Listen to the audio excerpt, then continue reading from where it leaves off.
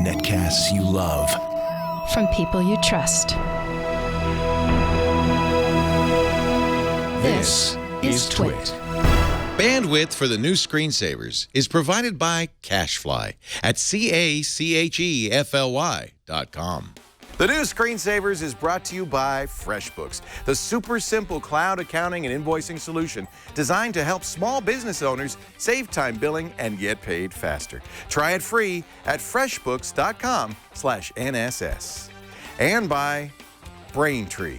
If you're working on a mobile app and searching for a simple payment solution, check out Braintree. With one simple integration, you can offer your customers every way to pay, period. To learn more and for your first $50,000 in transactions, fee-free, go to braintreepayments.com/NSS. The best and worst of Apple's Worldwide Developers Conference. Patrick shows you how to make your Wi-Fi blazing fast, and God of all things Photoshop, Bert Monroy. Live from the Twit Brick House in beautiful downtown Petaluma, it's the new Screensavers! Woo!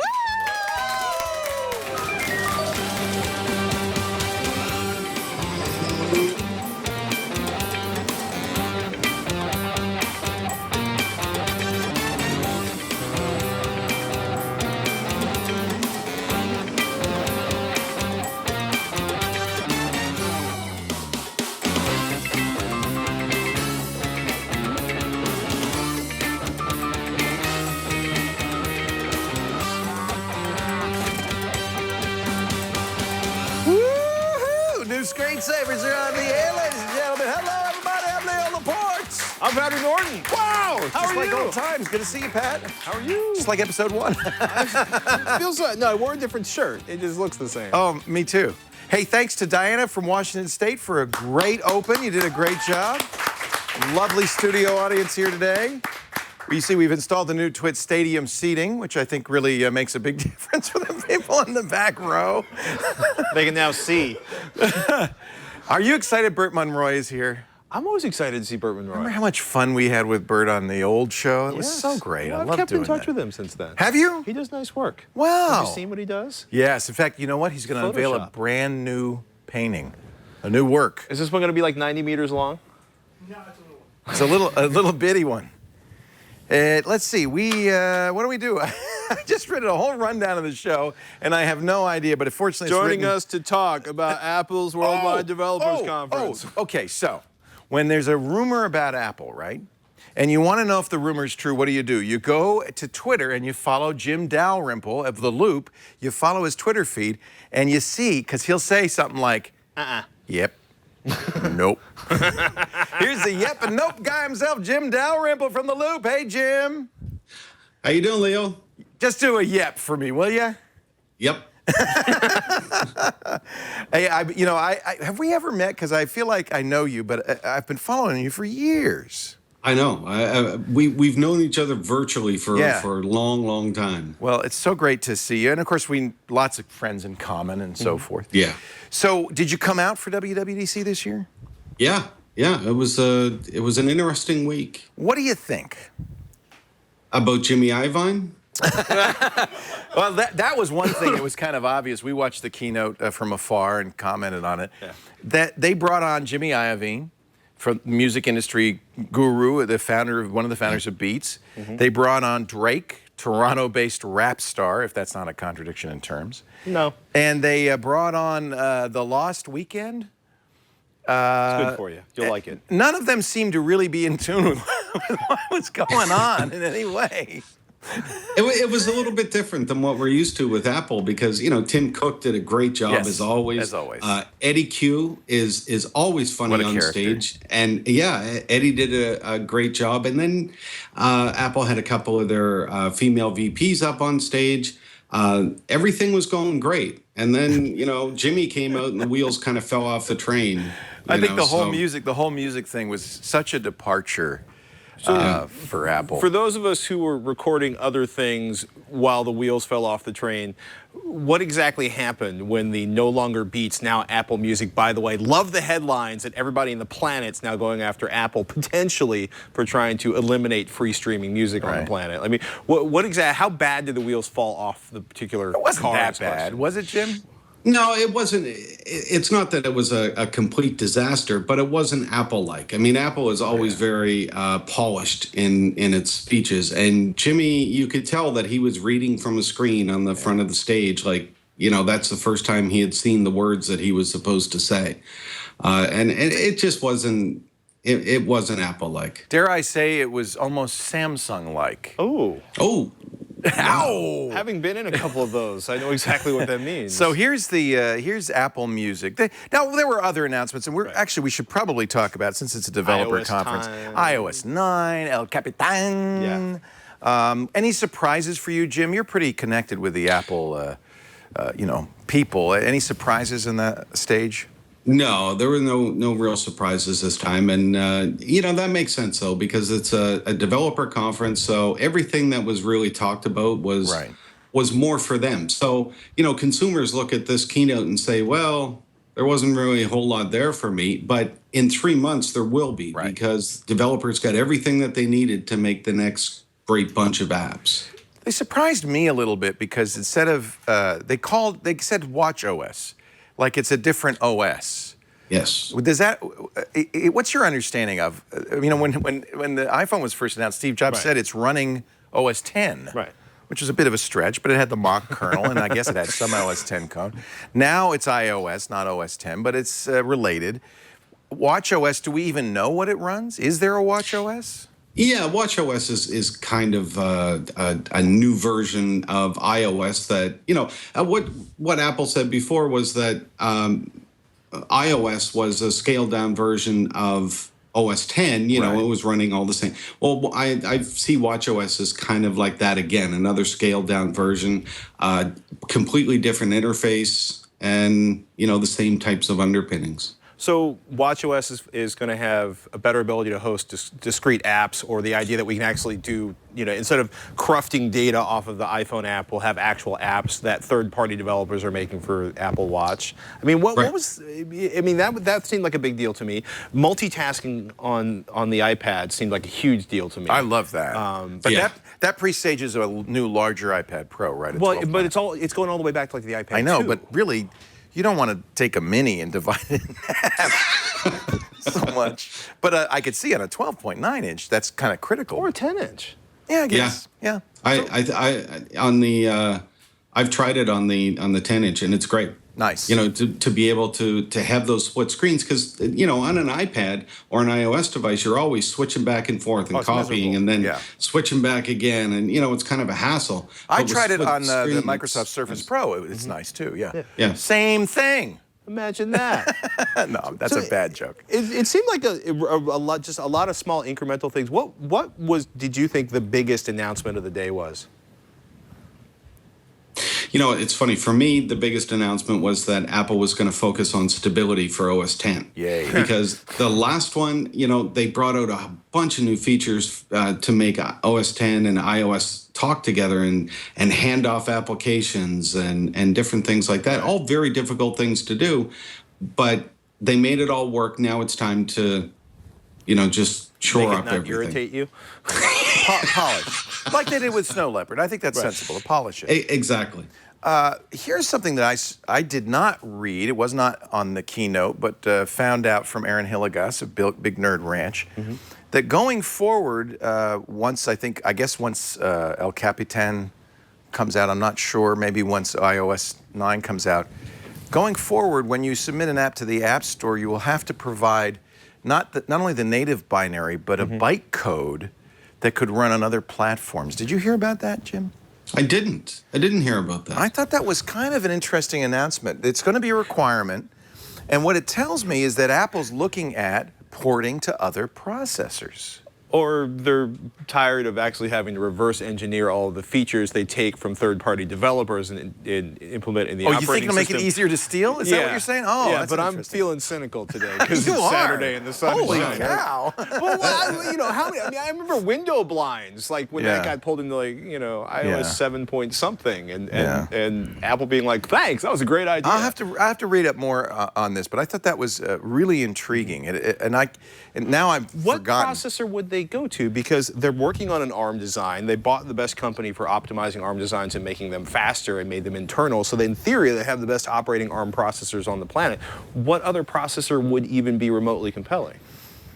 Well, either putting Intel on iPad, I mean, certainly Intel wants to be on mobile with their scale processors, or maybe making OS X available on on an ARM platform. We've heard some of that too, right? The idea that you might want to do like the next MacBook, the super light, super low power version, maybe do an ARM version. Everything you do with a tablet with a keyboard. Yeah. Anyway, it's an interesting requirement and it's kind of a surprise. So look into that, will you, Jim? And then you can say yep or nope on Twitter. I'm on it. I'm on it. Let's see. Apple Music. That's the final question. Yeah. This is tough for Apple. I feel like they're facing, just as everybody does with the internet, a sea change in the way they do business. iTunes became the dominant music platform. In fact, it's the #1 way people buy music. But last year, 14% fewer people bought music. Most of them started to move to these streaming services. That's, I think, why Apple bought Beats. Is this a do or die scenario where they really need to shore up their music business by providing this extra streaming stuff? How important is it? It's important. I don't know if it's do or die, but it's very important because Apple's already had 2 kicks at the can for interactivity and music. They had Ping. They had they had iTunes Radio. Right. And now this. I think what Apple is hoping is that by mixing some of what Beats has and Apple's polish and obviously the millions and hundreds of millions of customers that Apple has, that this music service will work. Tough road to hoe. I mean, there's a lot of competition. Yeah, from what I've seen of Apple Music, it's certainly more compelling than what iTunes Radio or Ping was. Right. That's not saying much. I understand. I get it. But they're further ahead than what they were before. But yeah, I mean, people aren't buying music as much. Spotify is big. Pandora. And Spotify, there's a lot of.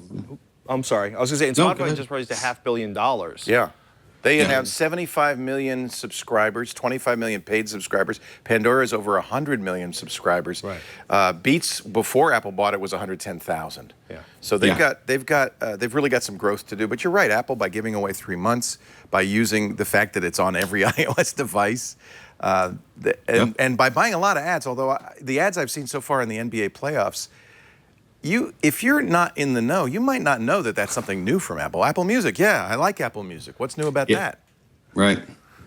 As a musician, I know you're a fan of music and you're a musician, you really care. Yeah. How do you feel as a musician about this? Well, it's tough because you hear people, musicians in streaming downloads don't get paid a whole lot. And I know a lot of musicians, a lot of professionals, they need to make money, but there's conflicting reports on how much they get paid, so it's really hard to know. Yeah. I'm all for anything that will help musicians get their music out there and let people listen to it, and I think most musicians are. One thing I liked, Apple did say, independent musicians will have access to Apple Music, and that's very good news. I'm glad they're doing that. Yes. Yeah. Jim Dalrymple, you're the best. The Loop is the place to go if you want to get insight into what's going on in the Apple world, loopinsight.com. He's the editor-in-chief. Will you please come on Mac Break Weekly sometime? I'd love to, anytime. All right. I will have my people call your people. Set my people free. Thank you, Jim. Jim Dalrymple of Loop Insight. One other story, I wanted to get your comment. Uh-oh. Dick Costolo, CEO of Twitter. Have you ever met Dick? No. Me neither, but he's supposed to be great. Like, he was a comic, funny. I know everybody who worked at Twitter loved him. You know who didn't love him? The investors. I was going to say Wall Street. Yeah. And it's a shame because it's so funny. Wall Street reacted to his departure. He's going to leave at the end of the month, and they're going to look for a new CEO. Wall Street, the stock went way up as soon as he announced that. Next day, went right back down. That's Wall Street. They're very fickle. Yes. It's horrible to run. It's horrible to run a company at the whim of analysts because most analysts don't know what they're talking about in many cases. Some do, but a lot of analysts don't know what they're talking about. Most major institutional investors just want more money. They want more money on a quarterly basis. So that's the real problem, is that their goals are different from the goals of the people who run the company and the people who use the company. Yes. investors want to make money fast. Well, it's hard to tell whether Mr. Costello got blindsided. Because everything, and it's kind of funny that some of those classic things, he's coming back, and everything I'm doing is staying the course. Jack Dorsey's coming back. Jack Dorsey's coming back. One and of Jack the Dorsey's founders. letter was like, I love you're at the right place, you're doing the right things, I love what we're doing, but, I'll be here to smooth the transition and finding the new CEO that we can all be proud of. This is why you don't want to be a public company, because Twitter has had to fire scapegoats, sacrificial lambs, every quarter. Oh, we're going to fire that person. But finally, they got to Dick, and they had to fire the CEO. The board had to fire the CEO. I think that's what happened. And it's all because Twitter couldn't maintain the torrid, rapid growth that Wall Street wanted. But that's what's wrong with Twitter in some respects, is that they didn't keep spammers out, they didn't keep trolls out, because they wanted everybody to sign up. They wanted you to have 30 accounts. They'd be fine with that because it made Wall Street happy, and that's not good for people like you and me who use Twitter. Yeah, or people who want to advertise on Twitter or take Twitter seriously as a place to spend money. And also, I don't really think Twitter has actually kind of figured out their business model Well, yet. that's part of the problem, too. And that is a big part of the, you have, a ridiculous amount of investment, a ridiculous valuation. You almost can never make enough money to satisfy those people, right? Well, to some degree, once all the VC's been paid out and the founders have been paid out, then it comes down to making Wall Street happy, which is an even bigger nightmare. But it's tough. Dorsey's obviously a smart guy, but Twitter needs to have a business model. They need to make money. Well, it'll be interesting to watch. Twitter is, I have mixed feelings, as you know, about Twitter. I've quit it a couple of times. On the one hand, it drives me crazy because their name is a lot like our name, Twit. And I have to explain to people, no, we came before Twitter. They took our name, not the other way around. I also have to fight off trolls. There's a lot of junk noise on Twitter. And yet at the same time, it's kind of amazing. Yes. I mean, it is. You're going to have a dialogue with 70,000 people simultaneously. It's a communication system that's phenomenal. Here's my Twitter account if you want to troll me. At Leo Laporte. And yours? At Patrick Norton. It's a good one. It's easy to remember.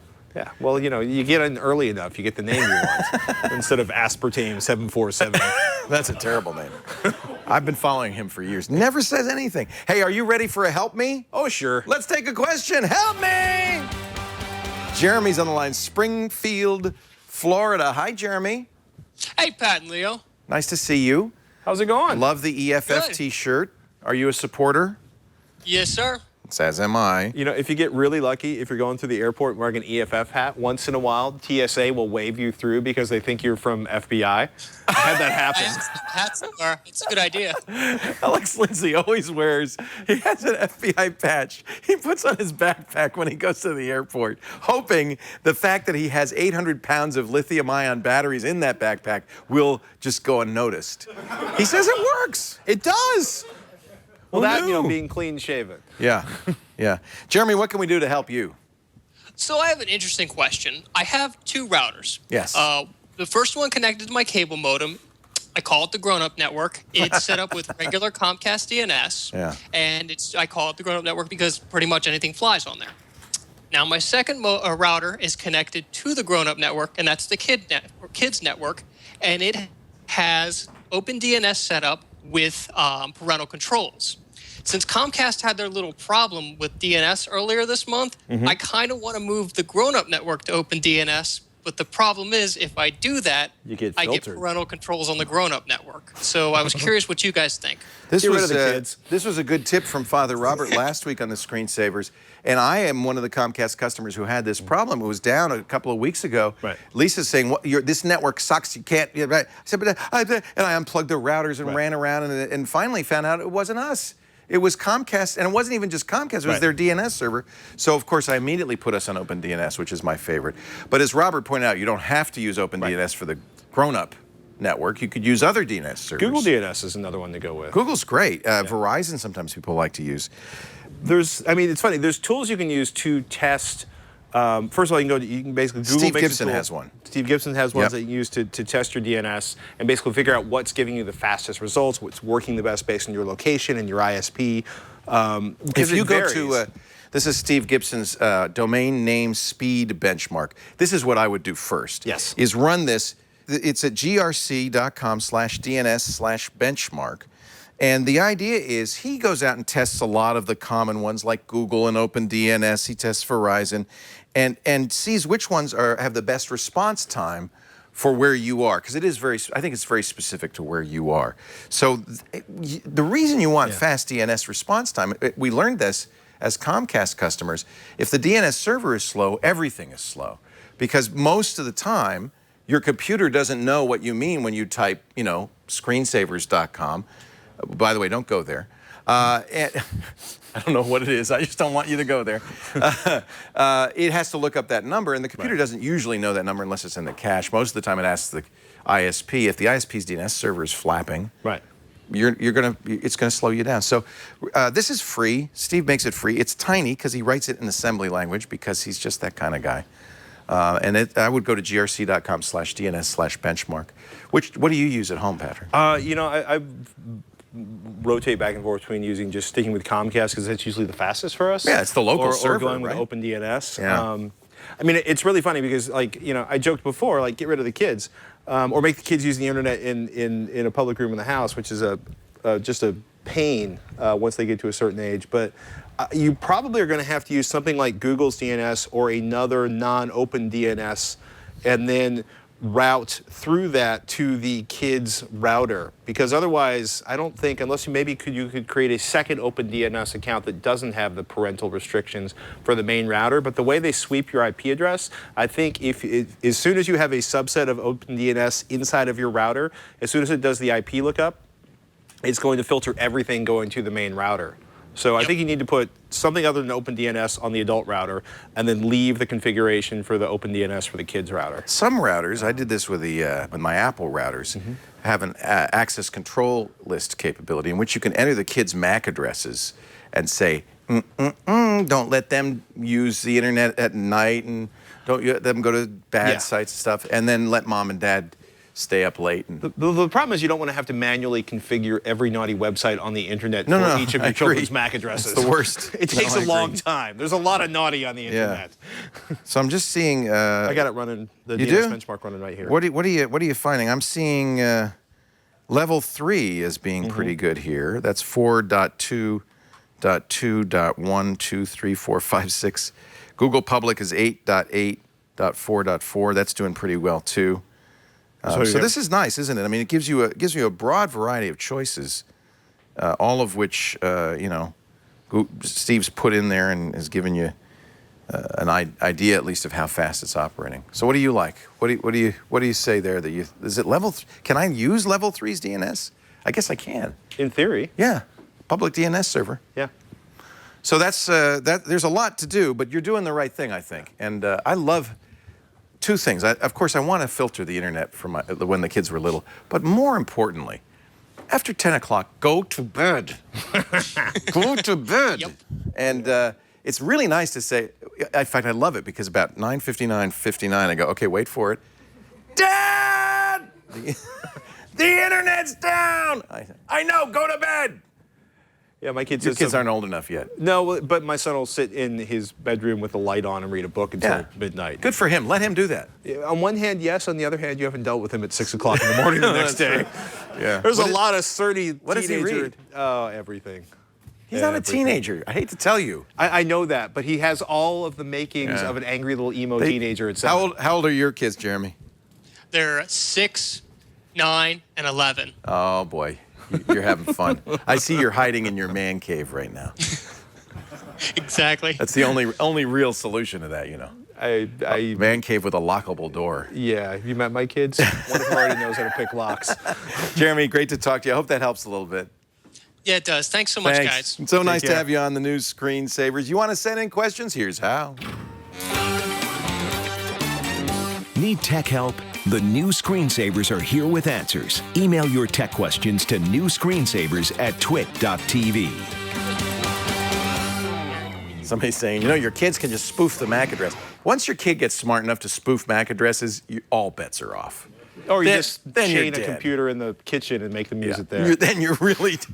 I figure if I could fool them for a little while, I'm good. Hey, coming up in just a little bit, Patrick is going to show us some good Wi-Fi tricks. Yes, I've got a really cool tool I think everybody's going to like. And I just saw it, and it is super cool. It is super. I never knew such a thing existed. Free cool tools. Before we do that, and a reminder, next week, Sarah Lane stands right where you're standing. We'll have to put a box or two for her to stand. I wasn't going to. But she'll be she'll be right there. I'll be squatting. Small but mighty. Small but mighty, a treacherous little ball of steel, she calls herself.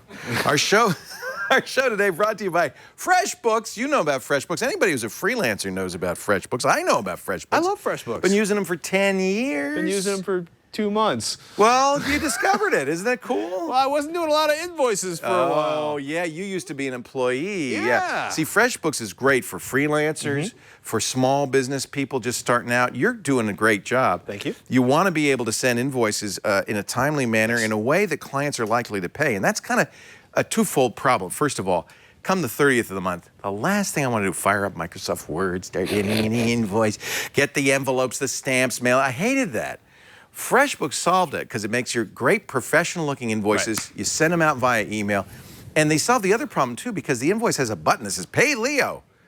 I wish they all said Pay Leo. They say Pay Patrick, pay whatever. And it makes it very easy for your clients to pay you. Well, also, as somebody who is the worst invoicer on record, me too. You know, I would send an invoice once every 3 or 4 months. You have a shoebox of receipts and stuff. And when I was younger, I didn't have children to feed and health insurance to pay. I was more lackadaisical about it. But it's basically you go up, you set up your clients. You can either create a standard invoice and then do that each and every month, or you can create custom invoices. It's really I love it. Easy. And automated, if say you have a client that is slow pay, automated payment reminders, which are nice. It kind of eliminates that embarrassing phone call. Makes it very easy to capture your expenses right into your camera. They have a FreshBooks app. You can also use that app to keep time and hours. So if you bill for time and hours, couldn't be easier. It goes right into the invoice. And if you ever need help, the FreshBooks rock stars are there. Right from the FreshBook offices. Look how fresh-faced they are. Good-looking crew, and they are so nice. They're so helpful. You will love FreshBooks. Join 5 million people like me and Patrick who use FreshBooks. Here's the deal. 30 days free, no obligation. FreshBooks.com/NSS. I pay for it out of pocket. It's worth it. Oh, it's totally worth it. Yeah. Well, 30 days free. You can find out for yourself. But do, if you would, when they ask you, how did you hear about us, just put NSS. New Screen Snavers, and they'll make sure that they send us a bill. I don't know what they'll do. They'll send us an invoice. You should probably send them All right, we're moving on. Patrick, let's see, is coming up with Wi-Fi, but first, this is good. Yeah? A travel battery recommendation. Hey, I'm Ron Amadio from Ars Technica, and my tip is if you travel a lot, if you always need more power from your devices, go out and buy an external battery. They come in a million different shapes and sizes, big ones, little ones. My favorite is this gigantic one here. This is Hyperjuice. So this will power like a MacBook or your cell phone or just about anything else you can plug into it with a USB port. And, I'm always on the road. I'm always running out of power in my cell phone and everything else. And these work across devices. When you upgrade a new phone, you can keep them. And they're just lifesavers when you're out on the road and need power. Ron Amadio, and a little battery advice. You use external battery. You have that Anchor. Yes, right there, actually, right? I have 2 anchors. I've got, By the way, ANKER. Yes. Not ANCHOR. No. ANKER, they sell, you can go to the ianchor.com is their website. They sell on Amazon. I love them. 12,800 milliamp hour, their 2nd gen Astro 3.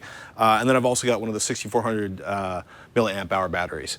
But yeah, I always have one of these. Well, I started using them back when I was still using a discrete wireless modem a lot, because I would get like 90 minutes of battery life out of the modem, and then I just started jacking it directly into an external battery, and now I'm constantly using it for phones, my MP3 player and a bunch of other stuff. It drives me crazy because a lot of the new smartphones, mostly because of looks, like the iPhone, you can't pry the back off. Right. So you have to have something like that. I love the Galaxy S6. It's like the most beautiful phone ever. Battery life, terrible. Well, they want to make it thin, so they put like a 3,000 milliamp hour battery inside. Barely, of it. not even Barely, that. Yeah. And so, but what I do is I have one from a company called Aukey, A-U-K-E-Y. They make a quick charge, a Qualcomm quick charge. See that? Nice. It's $30. It's only 10,000 milliamp hours, but It will charge that S6 in an hour because it's cool. quick charge. Anker, I think, is starting to make quick charge as well. But you know, you have the I see you have the new LG G4. There's 3 USB ports on this. I love it that they still make. Somebody still makes. Yeah. I'm going to pry the back off. I noticed, but you're being gentle. Removable battery. Love that. I'm less concerned about the removable battery with the external charger, at least until the end of the battery that's life. the other option, right? When, you know, when you've worn out the battery. Oh, this phone is not going to last that long.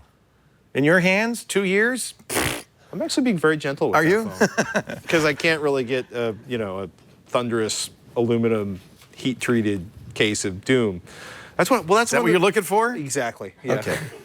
Well, everybody laughs. The one advantage of the iPhone 6 is like you can get all of these ridiculous cases that are built for idiots like me who can't keep from breaking screens. Gorilla? Do you use a Gorilla case? I do not use a Gorilla case. I'm still using. Where did it go? My phone's around here somewhere. He's sitting on it. I'm not breaking the phones now. I'm just losing them. No, I've been using a LifeProof case, but actually the LifeProof case. LifeProof's good. It's good, but this one actually kind of blew the lens cover, came apart, and some other stuff. I won't let my kids. I won't get them a new phone unless they wear.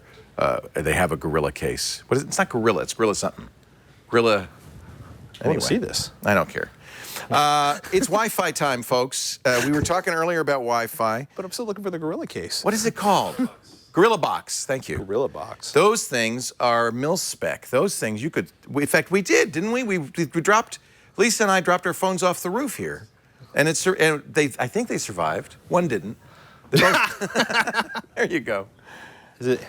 No, yes, that's OtterBox. That's the one we dropped off the roof. Was the OtterBox. Oh yeah, OtterBox. I love the OtterBox. So there's a number. OtterBox bought LifeProof. Oh, so it's all OtterBox now. Yeah, they're good. So, last caller wanted to get his Wi-Fi locked down, but I have another problem. My Wi-Fi sucks. I want Wi-Fi to work. I've gotten to the point now where Lisa and I are talking about having somebody come in and hardwire our rooms because we just cannot get Wi-Fi to work. Well, it's funny you should mention that, Leo. One of the questions we had on the first episode was like, I'm having difficulties with it. And Wi-Fi. It's terrible. Okay.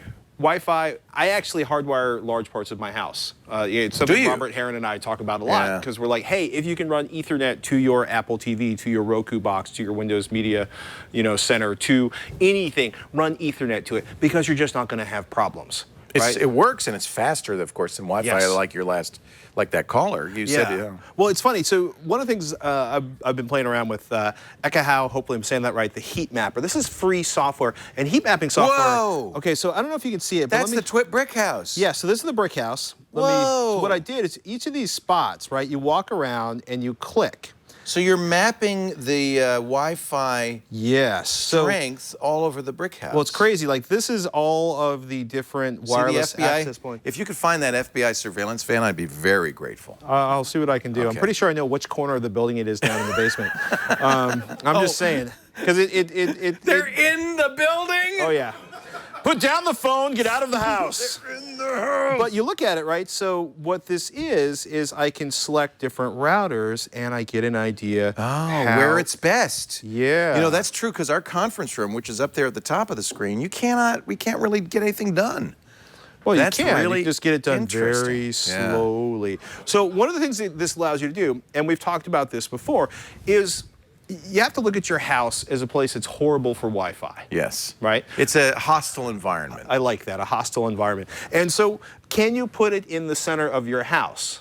Well, that's a start. That's a start. It's a great start if the center of your house is like, is in the middle. Sheetrock and wood. Oh. Or, well, you laugh. Not horsehair plaster. Well, we know that's bad. Don't mock me about the horsehair plaster. But I knew somebody who I put the router in the center of the house, like you said. Well, the center of his house was part of an elevator shaft for the building he was in. So that's not good. Everything on the other side. So think about it in a steel case. Yeah. So what you can do with something like this is try different locations in the house and move around and see How much is that program? Free. It's called what? Howell Heat Mapper. EKAHAU Heat Mapper. Why do people name stuff like that? Well, they probably needed to. It's probably somebody's name. Could they call it the giraffe heat maker? I'll talk to them. I could spell that. They're gonna love that. Hey, we love your app that you give away for free instead of like the $3,000 version that other people make. Okay, could you change the name of the company so Leo can remember it? So you remember Garrett called us? Yeah. The guy with the hat? Yeah. We got a video from him. Go ahead, play the video. Hey, Leo, it's Garrett from Erie. You may remember the hat. I was the first caller on the new screensavers, calling in for begging you to help me. And at the time, Patrick nailed the question I had on the head. The real question, the root of the question was the 20 megabits per second I was getting on my 802.11g router. Was that pretty much expected real-world performance? And he said yes. In order to make sure I got the most out of my internet connection, you guys recommended a newer AC router. So I went ahead and took your advice, and I don't want to give anybody any free plugs here, but I did pick up a Buffalo That's a good one. AC 1750 router. I installed this in my home. No horsehair plaster. It is dual band, so I do get to take advantage of 802.11g and AC. In the end, it has definitely improved my situation. Yay. So thank you guys so very much. All right, but now what's under the hat? I'm getting the full, 50 plus megabits out of my internet connection that I never thought I would when I'm doing things like updating my game console firmware or downloading a new build of Windows 10 or whatever. So thank you guys very much. I'm so grateful for your advice. So glad to see that the new show is doing really well. Keep up the good work. Thank you, Garrett. And at the end of my last call, you were about to ask what's under the hat. Yeah, what's under the hat? It's all going away soon, but I might as well show you that is under the hat. So anyway, Leo, Patrick, thank you for helping me. And we'll be in touch. Garrett, thank you for the follow. It's nice once in a while to know that what we recommend actually works. Yeah. Yeah, it's a big plus. Well, it's funny. So 802.11ac router works huge improvements over 802.11n devices. Repeaters actually are something else that will help I use those a lot. like crazy. Yeah, one of the new ones, the crew at the Wirecutter did a really crazy roundup. They had like 100 hours of testing and research into it. And they recommended, have you seen the new Netgear one? It's crazy. It's the fully spaceship. So, well, usually like you look at them and it's like, oh, it's Netgear, it's TP-Link. And these actually work pretty well in most people's situations. Plugs into the wall like that. Yeah. That's kind of nice. Well, Netgear just went full hog. And that's about $110 That looks like a $100. full-size regular Wi-Fi router, not like a... Well, they're taking Wi-Fi extension really seriously. Yeah. In long distances, it was the best extender of any we tested in the 3 different operational modes, tailor its performance to fit your need. The problem is I have an Apple Airport Extreme as the base station. You probably don't want to mix and match manufacturers, It seems to work better than you'd think. Back in the day, it used to be really fraught. You really wanted the chipsets at least to match. Yes. Right? At this point, everything. All right, I'll buy it and I'll let you know because I'm dying. Or try a couple of the $30 ones. I have an Airport Extreme, the old Airport Extreme, an Airport Express. Those spread all over the house. Powerline. If you're in a house that doesn't have peculiar wiring, Powerline extensions are pretty fantastic. Yeah. So that takes advantage of all of the electrical outlets in your house. Now, as long as they're on the same circuit, everything will work. And you found that works pretty well. A lot of people have had tremendous success with them. We're going to get the guy to come out and he's going to put a hole in every wall and he's going to put an Ethernet jack in every wall. But then we'll probably put a Wi-Fi router on each of those. Does that have to have a different name? That's a whole other segment. And by the way, I'll give you a tip. Let's not go there. I'll give you a tip. And I'm sure that Garrett experienced this. We mentioned this. 2.4 gigahertz is very crowded. So sometimes being able to use a dual band router, a 5.0 router, really makes a big difference. What I found is our Sonos system, and we have like Sonos everywhere in every room. That is at 2.4 gigahertz, and that was clobbering that frequency. So by moving to 5, we did get some big improvement. Well, I don't know if we can get a shot of this I use that. I love that program. So tools like this used to be available for iOS, and then Apple locked down access. This is Wi-Fi Analyzer. It's free. This is an Android phone. This LG G4. There's nothing good on iOS because Apple doesn't let you access that. Yeah, they used to, and then they shut it down. But what's awesome about this is telling you all of the different access channels. points. Yeah, all the channels. And then, I mean, look at the dog pile on 6. That's where most routers are set natively. And I'm counting 1, 2, 3, 4, 5, 6, 7, at least 7, maybe 9. And you can go through and do a time graph and get an idea. This is definitely a hostile environment. Holy cow. But I mean, it's interesting. You can take a look at it and figure out what's going on in terms of how crowded, like what would be the best channel to move. You might want to choose. By the way, it looks like there's maybe 11 or even 14 channels if you're in Canada. There really are just 3. Yeah. Because there's spread. So as you saw with the graph, that's really 3 channels, not 11 6 channels. And 11. Yeah. And because it uses kind of channels on either side of it. So you want to pick 1, 6, or 11. Do you think the routers are pretty good, though? Automatically Routers are so picking? much better. Yeah, I think they got better. Especially That's a like great free program. With 802.11ac, it's amazing what a difference it does with the beamforming. Then you, of course, have to have 802.11ac at your, desktop or your other devices, but we Sorry, can I'm in solve your that shot. problem. It's okay. I like to just get my nose in there if I can. It's very Hitchcock.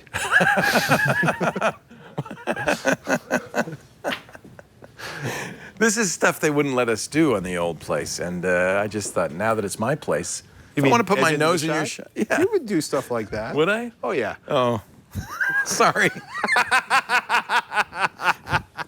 All right, thank you, Patrick Norton. Our next Help Me caller comes from Australia and wants options for a travel laptop, a little bitty baby that can still edit video. Oh, boy. And I'm so glad to welcome Bert Monroy back, our favorite Photoshop guru. He has a new painting. But first, here's Megan Morrone with a Kickstarter tip. Hi, I am Megan Morrone. Leo recently scolded me for being a Kickstarter Pollyanna, warning me that just because you back a project doesn't mean you'll ever see the product or get your money back. So I did some research, and he's right. Again. But does that mean you have to avoid crowdsourcing projects altogether? No, here are a few quick tips for backing better projects. 1, look at the comments. That's the first place you'll find out if the project is a scam or unlikely to ever become a reality. Pay special attention to how the creator responds to those comments. 2, check the fine print. Read the entire product description and pay special attention to the risks and challenges section. 3, do outside research to find out if the creator has a history of finishing what she starts. Google them, check their LinkedIn page, contact them directly. Reddit, the crown prince of crowdsourcing information, has a pretty strong community of people who can guide you to the right projects and help you avoid the scammers. I was just looking, because I like to do this every few months and see how much you have floating.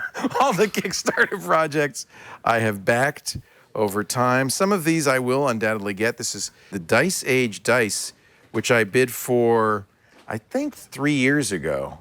It's already on page 2 of my Kickstarter pledges. I did get the ostrich pillow. That was good. And the Joey bra. That was a bra where you could... Okay, if I'm doing the math right, you've got I got problems. At least $3-4 grand tied up in Kickstarter. How many have you actually gotten? Are the green checks? Those are the green checks, most of them. But there's this Dice Age from 2011. Final update January 8th. Sorry, dude, you're not getting crap. So that was the last update. No, I didn't read it, but I did. I should probably read it. Maybe Add it was note a to self. Personal apology. It was only $100 bucks. Jeez. But this was good. The first sexy and comfortable brocketed bra, but it didn't fit. So, but that's not their fault. That's not their fault. See, I'm doing like the $9 chip PC. I did that. Yeah. That's a good one. Yeah. I'm sure I'll get that one. Our show today brought to you by somebody who's definitely going to pay off for you and yours in the future, Braintree Payments. We love Braintree Payments. If you're a mobile app developer, you know that your users want it to be easy. Uber discovered that. Why do you think Uber's so big? Because you get in the car, you ride around, you get out of the car, done. They use Braintree Payments. The Braintree Payments one-touch solution is so cool. I want you to check it out at braintreepayments.com/NSS. They accept everything. PayPal. They accept credit cards. They accept Venmo. They even accept Bitcoin. And Apple Pay, of course they accept that. That's why GitHub uses it. In fact, GitHub's used it from day one. What you know is if you're a developer and GitHub uses something, you know, okay, that's good. StubHub and GitHub, Uber and Lyft, Hotels Tonight and Airbnb, they all use Braintree Payments. You want to try it? Go to braintreepayments.com/NSS. Use their sandbox. You can see how it is. You can play with it. You can try it, how your app will look with it. They have great support, too. It works with all the standard mobile languages, all the web languages. 10 lines of code. 10 lines of code. 10 lines of code. Why do I have the feeling you and I have the same advertisers in our shows? Once in a while. Well, 10 lines of code. Well, I mean, you laugh, but, Look, it's so simple. It's secure. Developers want to, your customers want that. I mean, 70% of purchases end at the shopping cart because the customer gets there and they go, oh, I don't know, this doesn't look kosher. Braintree makes it so simple, so easy. They are so comfortable. And just as a sweetener, your first $50,000 in transactions, fee-free. BraintreePayments.com/NSS. We thank them for the support of the new screensavers and apparently of Tech Thing. This Week in Computer Hardware. This Week in Computer. Oh, but if you want to go to that's on this network. techthing.com and support us, please do that. Please do. That's Pat. Tell us a little bit about Tech Thing. Well, we're a weekly show. We do a lot of viewer questions. We review products. It's myself and Shannon Morse. Such a good show. TEKTHING.com, because it turns out TEK is $2,100 and something less than TECH, yeah. So call me cheap. I like Tech Thing. Look at that. Looks like fun. And Shannon, we love snubs, so that sounds like a lot of fun. And it's at techthing.com. Techthing.com or and it's youtube.com/techthing. Patreon supported, so everybody should give you some money. If you want to help feed my children, please, by all means, patreon.com/techthing. I thank each and every one of you. Thank you very much. Now, ladies and gentlemen, let's go to Melbourne, Australia, where a guy named Grum. Is he up right now? I think he was in Mad Max. Were you in Mad Max, Grum? I can't even say that. No, I can't tell you. NDA. Welcome. What time is it there? It's just after 9 in the morning. Oh, okay. See, it's not bad. He's only been up for the last 2 hours. It's a little early for me, but, you know. What can I do for you, Grum? What can we do for you? Well, I'm a perpetual traveler. Every 2 months, I'll get up, move to another city or another country, and I do a bit of video editing. And at the moment, I'm using a MacBook Pro with Retina, 15-inch, and it's getting a bit heavy and it's getting a bit old. Now, keeping in mind that my whole life is condensed into 2 backpacks, 20 pounds worth. Wow. So I'm thinking of getting a new laptop for video editing. Needs to be compatible to 4K. Don't particularly like proxy editing. So I was looking at the Surface 3 for something that was a bit more powerful but thin and light. But I haven't had a Windows laptop for years. So what do you guys recommend? Are you a couch surfer? Is that how you do this? No, I'm just a digital nomad. So I work on the internet, and when I get bored of wherever I am, I just go somewhere else. How fun. Asia's really, really cheap. You can live in Asia for half as much money as you do in Australia or in America. So I might come over there in Petaluma and hang on your couch. Please do. You can. So where's home, though? Where did you start? I started in Perth, Western Australia about 2 years ago. Yeah. So it's a never-ending journey. What fun. I'm kind of jealous. Awesome. Well, I'd like to do that. You had the chance. You were 20. It was the 70s. That's right. You went into radio. I think I actually did it, but I just don't remember it. Grum, what do you have right now that you're using? A Macintosh? 15-inch. Oh, you said that. That's 15-inch right. Retina. Yeah. I guess you could get the MacBook. Yeah, I mean, I'm having that moment where I don't know which way to look because you're there and you're there, but it's amazing. You've got 3 completely this is a 3-legged stool situation from hell because you want to edit 4K video. That's a toughie. You want to edit it natively. You want it to take up no weight, no space in your backpack. And the Surface is an interesting device because it runs Windows, which is great because if you go to Windows, you can use Premiere. Premiere, I think, is the tool. It's just awesome for video editing. You're already a subscriber to the Creative Cloud, so he's already using Premiere. Perfect. Yes. And I believe your subscription can go to Windows, right? You just uninstall from Macintosh, so that's not a problem. My thought, though, is, if you are the kind of video editor where you are like, I am hitting all of the keyboard shortcuts and I am super fast and I don't spend a lot of time with the mouse, you are going to go nuts with the keyboard that wraps around the front of the Surface. Surface is a great tablet. Continuum, which is the OS 10 feature that's going to allow you to be like, okay, the application behaves like this when I'm on a desktop, and this when I'm on a tablet, and this when I'm on a phone, has a lot of promise if the developers follow through with the opportunities that are available inside the operating system. But my problem is I think you're going to have the Surface, and you're going to be, I'll choose Sri Lanka because food, and you're going to be running around one day, and you're going to end up with a giant keyboard and a mouse that's going to go stuffed into one pocket, side, outside, or inside of your backpack because I already do. So if in that case, the Surface has a lot of potential because you can get 8 gigabytes of RAM on it. And get at least the Core i5. If you're serious about if you're serious about 4K, get the Core i7. Oh man, 4K. You're not editing 4K now, are you, on your Mac? No, but this laptop's going to last me 2 years. I can't afford to keep on buying new laptops. So my next camera is going to be the Sony A7S II when it comes out in a couple of months' time, and I'm going to be playing with 4K constantly. The A7R2 is the one you're talking about, not the S2. Yeah, that's awesome. I'm expecting the S to come soon. You think they'll follow it with an S, you're saying? Oh, absolutely. The original R came out, and I think it was about 5 or 6 months after. Yeah. So I'm preparing myself. I'm going to order the R because I'm that guy. But I love the A7S just now. It's only 12 megapixels. What an awesome. Do you use it now? No, I have played with it. Yeah, you need an I'm external very, very recorder to get tempted to 4K with it right now. Yeah. And I'm curious to see if the A7R2 will still need an external recorder to get 4K. No, it doesn't. It's 4K native. That's amazing. Let me though tell you, this is the problem, 4K native editing. I'm looking at a Video Maker magazine article. Right. If you want to do online editing, you need at least, they say, a dual Xeon 2 gigahertz. They're a little aggressive. It's because he's doing it in real time. That's Yeah. pushing a lot of pixels. You need dual NVIDIA GeForce GTX 760M. Basically, they're talking a Mac Pro here. 32 gigs of RAM. Yeah. And dedicated SSD, I would say, maybe even a striped RAID. This ain't portable, my friend.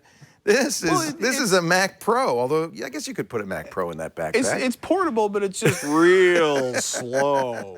And that's, I mean, that's your situation. Do you remember the original, when we started editing Mac Break in 1080p, you couldn't edit it, and you certainly couldn't watch it.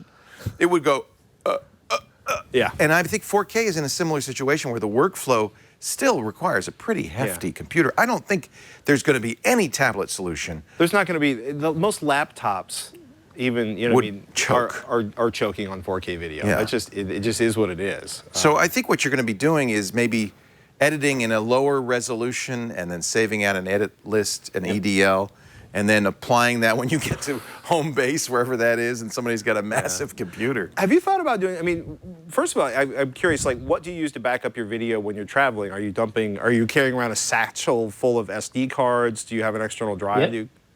I've got a whole bunch of SD cards. I've got a whole bunch of external drives. They take up half of my luggage, so I barely have any room for clothes, but computers are more important than clothes. I think you need a few smaller, bigger drives, but because what I wonder maybe is if you've already got the storage, maybe you should dump the 4K to storage and start doing something silly like using iMovie on an iPad to edit, and then you can play around with stuff and get the idea of what you want to do, and then when you get back to the mothership, if you can have a mothership, and that's a question, like, do you have a place where you could keep a desktop that you come home to? Well, the other question. No home for me. Okay. Yeah, so he doesn't. So the other question is, if you're going to edit 4K video, you need a 4K display. Yeah. There are not many laptops that have 4K displays. One that Father Robert reviewed that I'm very excited about, the Dell XPS 15, the new one with the bezel-less display. I have the XPS 13 of this, and you probably could max this out if you were willing to spend the money. Yes, you could get more memory, get a faster processor. You're not going to put a Xeon in this, but for $2,500, let's see. I love doing the Dell configurator. They start at $2,500. Let's see how high we can get this thing. Okay, I'm not going to extend the support. Let's see. I don't want damage support. Productivity software, hell no. Security software, are you crazy? A free tablet, no. I guess there's nothing I can do. That's the way it is. How much memory is in 16 gigs in that, which is... That would be nice. It's better than nothing, and it's a beautiful display, and it is, in fact, a 4K display. So I don't want to talk to you. Go away, lady. No, I don't. Dell keeps wanting to chat with me. I don't know if you're picking up on this sort of vibe from Leo and I, is that if you want to edit 4K, you need to probably carry around more laptop. Yeah. But these Dells are not, this is the XPS 13. You have the last year's XPS 13. I mean, these are not bad, and the 15 is, of course, going to be 15 inches. But they're thin, they're light, they're SSDs. You probably couldn't edit an hour's worth of 4K video, but you might be able to edit, what are these videos for, YouTube, or what do you do with them? They're for YouTube, but I also have clients as well who do ads and various other television broadcast stuff. So it's a bit of mix and match at the moment. So far, it hasn't been too bad with proxy video, so we'll never know what happens. I think you could do it. I bet this 15 would work. You're going to have additional helpers in the workflow because this is a tough thing to do. Gosh, you're going to get that... A7S Mark II whenever it comes out. You're going to be dangerous, I'm telling you. Of course, hate to tell you, but YouTube's now doing 8K video. Are you ready for 8K? I know. Hey, it's great to talk to you, Graham. I envy your lifestyle. I think that sounds like a lot of fun, doesn't it? Yes. Travel the world. Absolutely. When you start in Perth, you're really at the ends of the earth. So. Oh, yeah, absolutely. So it's all straight ahead from here. Yeah, that's fun. Well, where's your next? Going to North Korea soon. No. North Korea? Yes. DPRK, and we're going to be going early next year. Can you call us from North Korea? Not without being arrested. Well, wow. How are you getting into North Korea? I guess you're Australian. They don't mind. How are you getting out? You go via China. It's absolutely fine for Australians. I can call, but no internet. Although someone did Periscope from North Korea the other day, which I was very, very surprised. Wow. Well, look, I would love you could be our first North Korean correspondent. So if you feel like that, let us know. Yeah. Wow. Absolutely. Don't bring the interview with you though. That's don't put that on your hard drive. That'd be a bad idea. Great to talk to you, Grum. You are cool. You embody cool. So nice that we could talk to you. Thanks for being here. Take care. Cheers. Cheers. Quick tip from Jeff Jarvis, and then we're going to take a look at some Photoshop tricks and a brand new painting from Bert Monroy. Nice. Stay here. I'm Jeff Jarvis, co-host of This Week in Google. And I hate checking bags. I never check bags. I go away for 14-day trips on a carry-on. How do I do it? I do a Johnny Cash imitation. Black jacket, black shirt, black jeans, black shoes, black socks, everything black. And that way, all I have to do is pack a couple shirts and I can stay forever out of town on one carry-on bag. So my tip, be Johnny Cash. I love it. Jeff Jarvis, thank you very much. He does look like Johnny Cash, doesn't he? Where's my camera? Oh, there we are. Bert Monroy is an old dear friend that everybody wishes they had a Bert Monroy in their life. I am so lucky to have you in my life. For years, you did the best tips in the world in the screensavers, Photoshop tips. It's a long time, It was like a magic act every single time. Blew me away. You worked for a while with the Revision 3. You did Pixel Perfect. Yeah, I had Pixel Perfect. I did 160 episodes, That's a long while. Yeah, I didn't realize that. You're doing great stuff at lynda.com now. Yeah, I have a weekly show there called Pixel Playground, which comes out every Friday. And that's free, by the way. That's free for a week. Yeah. That was one of the things because I wanted to address my old Pixel Perfect crowd, right? I had a young kid in Africa. I didn't even think they had electricity in this town, but I was his only source of education. So I wanted to reach those people. So I worked out with Lynda that the show had to be free for at least a short period of time. Good on you, Bert, for doing that. So that was kind of cool.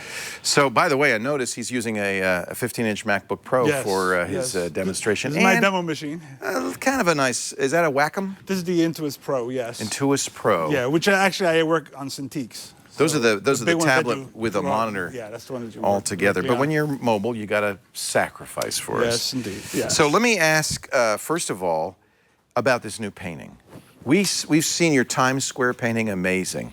Yeah, that took 4 years. Yeah, took 4 years. The bridge. Where was that? What was that? Paris? Oh, that was the bridge is Amsterdam. Amsterdam. Yeah. Where if you zoom in on these paintings, you can zoom and zoom and zoom, and there's so much detail. There's people in the windows. Yeah. It's incredible. There's the beautiful bridge, and boy. Well, the cool thing about that one is that when you zoom in, you go through the fog. Yeah. The fog. The same guys who did the zoom-ins for Times Square, they worked on this for a year to get that to work. It's incredible. Yep. And you can see all of that at Bert's site, bertmonroy.com. So it's starting to clear up, and the closer Isn't that you get, amazing? the more the Just fog like goes fog away. would do. Yeah. See? bertmonroy.com if you want to see this and his other works. He travels sometimes with lightbox versions of the paintings. They're incredible. Yeah, actually, there's going to be Times Square is going to go on exhibit for 5 years at the Computer History Museum later this year. So you must come to San Jose and see that. They're building their own lightbox for that. So anybody who follows Bert on Facebook has seen a screw. Yeah. Is that your new painting? Well, that's the only tease that the world has seen. That's the only thing I showed. I finished it actually a few months ago. I'm almost done with the newest one. But I wanted to tease it on Facebook, and what I put was this. And there's the screw, and that little box up there is where it is in the relation of the whole All right, image. let me guess. Is it a bridge? No. Is it, it's not a bridge. It's some structure, obviously. Well, I'll tell you what. Why don't we, for the first time, ladies and gentlemen, ever. Here it goes. It's called Blue Truck. Oh, look at that. Yeah. That only took a few weeks to do. Now, folks, really? Yeah. Wow. So, folks, Bert does painting. These are paintings in Photoshop. They're photorealistic, but this is not a photograph. There's that screw that we were just seeing. Right? Look at that. There's a little screw down there. But when you zoom in, unlike a oil painting, when you zoom in, you start to see all the there's details. detail there. Yep. So what I want to do is do a quick little tip. It's going to be simple, but I wanted to get a whole bunch of different things in. Layer styles, brushes, all kinds of stuff. So what I'm going to do is I'm going to come way down here into this little corner way down here. Folks, this is the time to start your DVR. And there's this little, because I guarantee you see this little rust spot there? Yeah. That's what I'm going to recreate. Look at that. Okay. How do you make rust? All right, so not only rust, but it's peel paint too. Yeah. All right, so there's a lot of things going on. It looks so real. All right, so here we go. We got a little file here called rust. Okay, so there's just that part of the wheel cover. Okay. So what I'm going to do is I'm going to take, very simple, just going to get my lasso, and I'm going to draw a little shape here, right here. It's just going to very roughly be the little shape where the rust is going to be. All right, so it's going to come down, go around here, go up, and then like that. That's good. Oh, it's Australia. or either that or... There you go. Wait a minute, it's what's the whale? It's Chumby the whale from Carvel Ice Cream. Just on that note, I'm going to enlarge it a little bit. Yeah, take a little more. Okay. It's a Carvel ice cream whale. You're a New Yorker. You remember that. Oh, yes, I do. So what I'm going to do is I'm going to create a layer for it, and I'm just going to fill it with any color, like black. I'm just going to go ahead and fill that with black. All right? Okay. So now I'm going to deselect it. Yeah. So there we go. So we got this little shape here. So now what's going to happen is I want this to look like rust. So I'm going to go in here, and I'm going to get my paintbrush. I'm going to use one of these standard brushes that come with Photoshop. So I'm going to use one of these little speckle guys, like, let's say, this guy right here, all right, which right now does this kind of a thing, just a little streak. But I'm going to go into my brush engine, where I'm going to go in there and modify it. So now, this is the thing that you contributed to Photoshop some years ago. Yes, but this was with version 7. Yeah. That's the first time this version guy came 7. out. Version I 7. remember version 7. Not CS, but version 7. So, and I gave it a little spacing. Then I'm going to go into my shape dynamics, where I'm going to vary the size of each tip. And then I'm going to change the angle. So each tip, as it lays it down, will have a different angle. They're so almost kind of rotating, like you're smooshing the brush. Yeah, see, now it's starting to get pretty random there. I love that, yeah. All right, so what I'm going to do is I'm going to go down here and say color dynamics as well. And I want it to switch between the foreground and background 100%, and no hue shift, but I do want a saturation, a little brightness shift. And this is going to make rust color? Well, here we go. I'm going to pick some colors. So I'm going to get for my foreground color, I'm going to get a nice kind of a deep brown like that. About, let's say like that. All right? And then for my background color, I'll get a kind of an orangey color. So I go in here and get something a little more. How do you know this? It's just a lot of experimentation? Just looking at things. You can tell. You look at the colors. Yeah. In fact, I got here, I'll show you in a minute, I got a piece of the old set, which has some painted rust on it. But anyway, so here we go. So now I got that. I'm going to take that layer. So I'm in the layer. Let's go to that layer. And I'm going to lock the transparency. So anything I do is going to happen only inside that layer. So that's a nice trick, by the way. Yes. It makes it much easier to do. So I'm going to make my brush a little bigger. Okay. And I'm going to start to paint right inside there. Oh, see? It looks like he's spray painting rust. There we go. So there's some rust. Look at right? that. So now I'm going to make the brush a little smaller so we can get some other little details. Oh, you want to vary the size of it. Huh? Yep. Yeah. And I'm going to give it a filter. So I'll go in there and just give it a little noise. Say add noise, not that much, just a little bit, just to give it that extra little texture in there, about like that. That should do it. You got to be careful with that noise because it could look like a pattern. Yeah, it can get really bad. Yeah. So there we go. So we got that. So now what we're going to do is we're going to start making this look like it really is something. I'm going to add a little highlights. Because right now it looks more like Fudgy the Whale than ever before. Okay. I'm going to lighten a couple of spots. I'm going to go in there and darken a couple of spots just to start to, let's make it the right tool there, the burn tool. All right. And then I'm going to just kind of darken a few little spots so it starts to get even rustier. All right. So now I'm going to go in and double click on it to bring up a layer style. So what I'm going to do is I'm going to give it a little inner shadow. And that inner shadow, there you go, it just came up there. So I'm going to bring that distance a little more. So I get this shadow. I'm going to make it a little larger. So all of a sudden starts to become a little hole there. Yeah. And I just noticed that on your monitor, you're seeing a little pattern going on there. Yeah, there's a little. So that's our monitor, though. That's not. That's the monitor. Oh, okay, that's interesting. All right. So here it doesn't look like there's any pattern. No. So there you got this nice little shadow. So now this paint is peeling away. So what I'm going to do is I'm going to give it a little bevel and emboss as well. Oh. Now here, it automatically goes to that same light source as before, so I'm going to switch the light source so not to affect the shadow. Because it looks like it's from above right now, right? So it is right there from above. So I'm going to say turn off the global light so I can affect this one independently from the other and bring the light source down here so the light is down here now. Okay. Now, this is really the paint that's peeled away, so white isn't going to work. So I'm going to change the color of the highlight to a blue.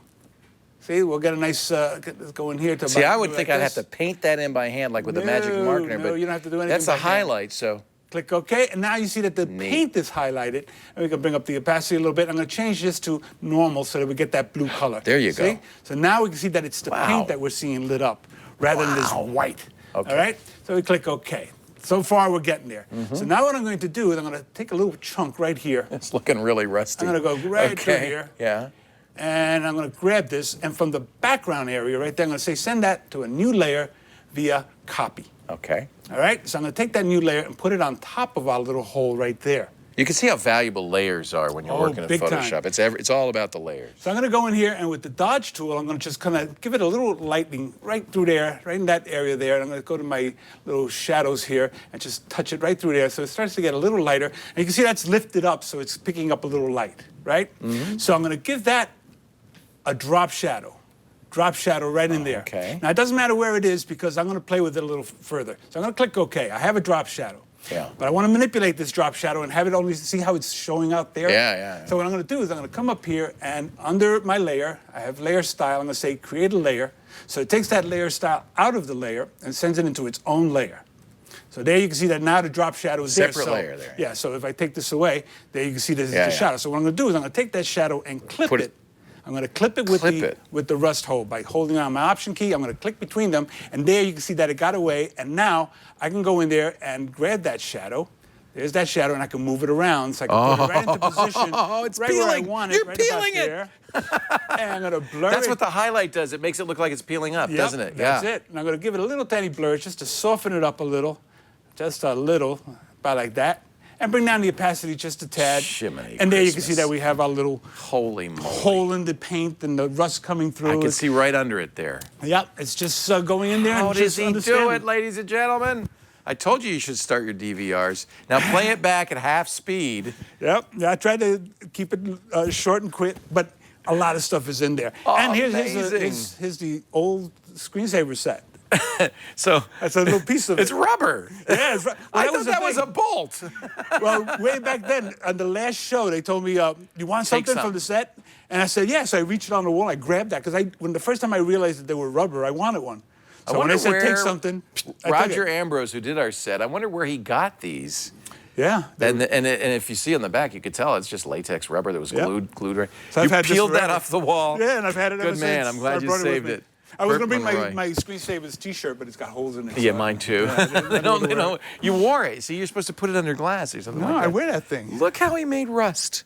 Well, that's not just rust. It's the No, I'm sorry. I didn't mean to diminish it in any way. It's everything. Yeah, we can do all kinds of other stuff to make this even more. Where can we see this car painting? Well, this actually, the car, this is the first place you've seen it. I haven't put it, it's not Thank even you. on my site yet. It'll be on my site sometime next week, but BertMonroy.com. this is the first time you see it. And I'll put it up on the screen so you can see it for the... Don't you love Bert? Gosh, he's just amazing. Let's pull back and... amazing. There it is.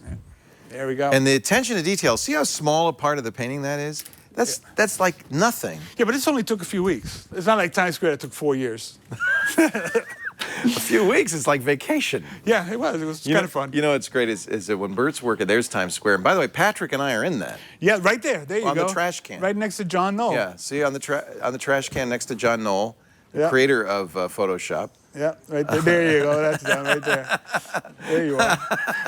Which, by the way, the next version of Photoshop, 2015, is going to use that. Bert. Oh, that's me. Take a picture of my wife. Yeah. Is actually going to use that picture that I did of John There's and Tom. Linda Wyman. Linda Wyman, yes, is going to use that picture of John and Tom as their splash screen. Oh. So 2015 will have. Hey, that's an honor, isn't it? Yeah. Didn't you love the Photoshop 25 years ads that they did? Yes. They were so great. It was fun. With the Aerosmith song. Yep. Yep. My friend, you have made a beautiful painting once again, and you've given me chills. Just watching your work is such a thrill. We had a whole group of people gathered It's around. the air conditioning. That's what the. Oh, is that it? Okay, you can turn the heat up again. Thank you so much. It's always great to see you. Would you come back? Sure. I would love to do this from time to time with you. Well, It's I so used to nice do it see every you. month for almost 4 years. Can we arrange that? Yeah. Well, all right. We'll work it out. Yep. Bert, we'll get you a travel stipend. How about that? There you go. Bert It's a long Monroy. trip from Berkeley up to Petaluma. Yeah. Great to see you, Bert. All right, man. Thanks for coming. Hey, we got more coming up, but first, let's hear this tip from Jason Calacanis. Hey, it's Jason Dalrymple, a serial entrepreneur, angel investor, and blogger, sometimes podcaster too. I have a great app that I love to use constantly. It's called Squarespace Note. Now, Squarespace, of course, people know them because they make the websites and host them. But Squarespace Note is like some side project they did. And all it does is when you open up the app, it shows you a blank canvas and you can type. After you type it, you flip up and when you flip up, it emails it to yourself. So you can remind yourself in a very lightweight way about something you may have forgotten, or an idea for a blog post, or an idea for your business. And what's particularly powerful is Siri has gotten very good at doing speech recognition. So if I'm driving in my car, I have the $15 stand, so I look like an Uber driver in my car, and I'm driving down the 101, and I click Siri, and I dictate to her something, maybe a blog post, maybe some idea I had for a business, and then I flip it up, and it's in my email. Very quick, very easy, elegant, and simple. Squarespace Note plus Siri equals quick note-taking in your emails. We're still hoping. Jason wants to be in the HBO series Silicon Valley. He's a little mad about all of those cameos that the other famous tech people have had. He says he's working on it for the next season of Silicon Valley. A great tip from Jason. That's what a character. I could just see him driving down the road. Siri, idea, fudgesicles made out of onion juice. And then moving on. Patrick Norton, you are such a pleasure to have here. Thank you. I almost feel like we've traveled back in time when you were a little hairier and I was a little thinner. But it is always fun to work with you. Do you want, my favorite part of the show, always, yes, the old show, was sitting on the staircase. We don't have one of those, I'm sorry. We didn't have one of those for most of the show either. I know. Sitting on the staircase. Remember sometimes we do a beat up old sofa, I think, right? Yes. You'd sit on the back there, and we'd look at the mailbag. And we have the magic, it's just, I ran into it earlier, it attacked me. It's an angry mailbox. It was always my favorite part. And it was really what we called the accordion segment because we didn't know how long the show was going to be. Some days it was non-existent. Some days it was, thank you very much, bye. Once it went 6.5 minutes. Many times. You can hear the furious sound of printing in the background. Stretch. Here's one for you. Here's one for me. And here's another one for you. Go ahead and read one of them. Hey, Leo, my day job is as a motion graphics designer for broadcast. I'd just like to suggest that the copy on the TNSS email full screens be changed from all caps. It would make it a lot easier for the viewers to read along. That's it. Just something I've been meaning to suggest for a few weeks. Brian, we made it so. Thank you very much. It helps. You know, I have this fight with the teleprompter people. They type everything in caps. And I'd say, caps is not as legible as where you have littles and bigs and mixed up. All caps. It took me years to stop doing teleprompter in all caps. It's a very it's an old school teleprompter It's old school. tradition. Yeah. And I think it comes from the fact that in the original, in fact, I remember at the Today Show, they still had this for a long time. With a cranking? No, it was a long piece of paper. They had a special typewriter with big all caps typing. Yeah. And they'd put it on a conveyor belt and somebody would crank it and have a camera pointed at it. And that would be the teleprompter. The guy's some old guy going, it's a union job. Don't bug me. I'm here. I'm doing it. This is it. Right here. When's lunch? Never mock the teleprompter operator. If we had teleprompters, I'd be much more careful. Although we did have the one guy who, you want to hear a good story? Yeah. I don't know if you were on set that day. The teleprompter kept starting and stopping. Yeah. The guy was reading a comic book during the segments. I think that's the guy Michael Bay had at that Samsung announcement. Do you remember that? Hey. The teleprompter was going up and down. Michael Bay finally just said, I give up, and he left. Ouch. How many times have I wanted to do that? Our question, Our question this is from Buzz. Hi, Buzz. With privacy and data mining concerns, what search engine and browser would you recommend these days for PC users? Thanks for all you do, Buzz. What do you worry about that? Yeah, well, it's funny. One of the programs we're working on right now is called ThreatWire. It's with the Hack5 crew, and we talk about security and privacy issues. And nothing really amps your ability to be paranoid about everything, especially on the internet, like reading the news stories 3 days a week and take a look at it. One of the nastiest things lately, and it started about a year and a half ago, was people realizing that all these really awesome Chrome extensions, Chrome in the browser, relatively good. You go into the Chrome settings. It's sandbox. Yeah, if Google knows everything you do, but what the heck, they know everything you do. Yeah, and once you give it, but you go into the advanced settings, you can start getting really granular in the level of privacy and controls. But what happened is all these really popular extensions got bought by adware companies or co-opted by people that are worse than adware companies, and they just added a few extra permissions on the next upgrade, and all of a sudden you were giving up all of your information to strangers. They were substituting content on the page. Google had approved them, but wasn't checking them. Yeah.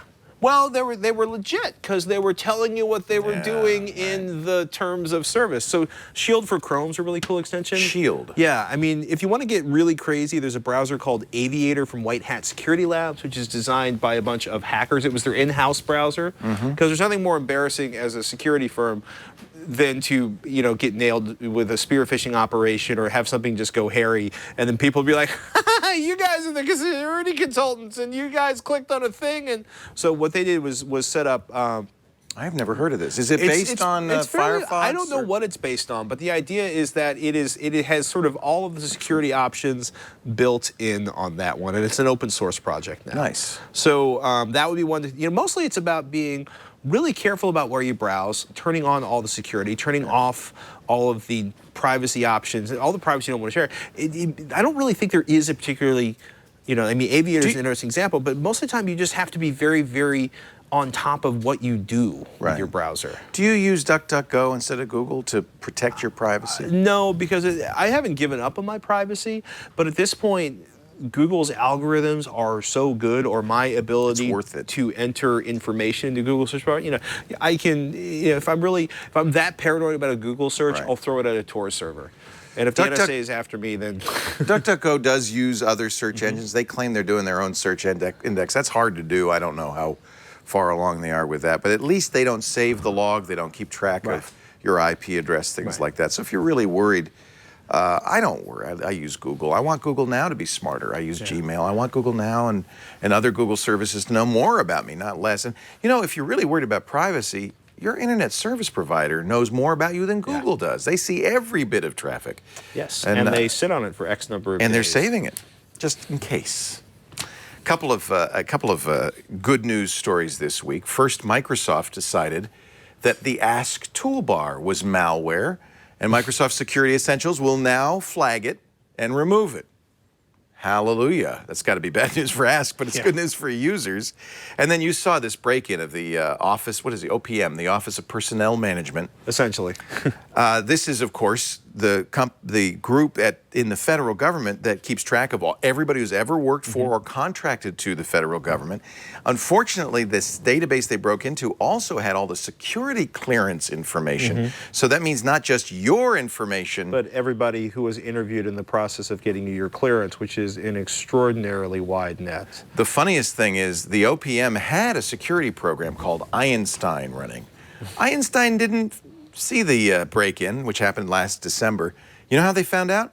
A security company was doing a sales presentation at the OPM, and they said, oh, you might want to check this out. That's a good sales pitch. I hope they bought the program and fired Einstein. Leo, this is from Big Don in the chat room. Hey, Don, I was watching your Burning Steel Wool segment. That was fun last week. Have you ever done that? It was fun. You've done it with thermite, though. That's a different thing. And it reminded me of something I did when I was young. When I was about 12, I used steel wool to light fuses on firecrackers. Nice. I built a bridge out of toothpicks, placed firecrackers on it, put steel wool on the fuses, attached wires from my model train set, the transformer, I guess, right, to the steel wool. That way I was able to set off firecrackers from a distance. It worked great. I'm a year older than you, so I'm sure the statute of limitations has run out. As long as you... That was fun. You got to try that. I look like an idiot. I think you're having fun. But see, the picture came out good. Wow. Yeah, that was from last week. You can see that on the last The best week. part is your face in the middle where you're like, well, they told me, don't you move, just move the fire. That one's bad because the fire fell off and somebody hit somebody. Yeah. Sorry.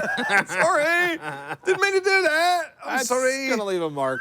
Do you often light people on fire? Will you come back soon? Absolutely. It's not the same without you. Patrick Norton, techthing.com. TEKTHING.com. And there's a link there to your Patreon. There's a link there to our Patreon, or just go to patreon.com/techthing, and people should throw money at you. People should throw money at Patreon. Patreon is really great, and it's extraordinary. Jack Conte, who is of Pomplamoose, who created it, has done, I think, the world a great favor because so many great creators like you can find a way to do what you want to do. It's been amazing, and it's exciting. It's really, yeah, and of course you've started a business or two. No, just the one. And believe me, I'm never doing it again. Yeah, you did all right on this one. Patrick Norton, great to see you. Thank you all for joining us. We do the new Screensavers right after the radio show Saturday afternoons. By the time we come back, our new website, I say this every week, by the time we come back, our new website should be launched, and the schedule actually works on that one, so you can always check the schedule to make sure you're seeing us right about 3 p.m. Pacific, 6 p.m. Eastern time. I joke about exciting times, but I'm working in the process of migrating a website, and it's just like pulling teeth yourself, sober. We'll probably, I'm thinking do a segment next week on the new Screensavers about the new website and give you a little tour of it and stuff. So I like that you're actually putting it in the rundown, therefore it has to be finished. Yeah, I'm going to tell the developers that. It's in the rundown. Yeah, right, Leo. See ya. Anyway, thank you, Patrick. Thank you, everybody. Thank you to our great studio audience. If you want to be here, you can. Just email tickets@twit.tv. And then when I say thanks for joining us on the new Screensavers, you can go... Tanya, cheer! Tanya!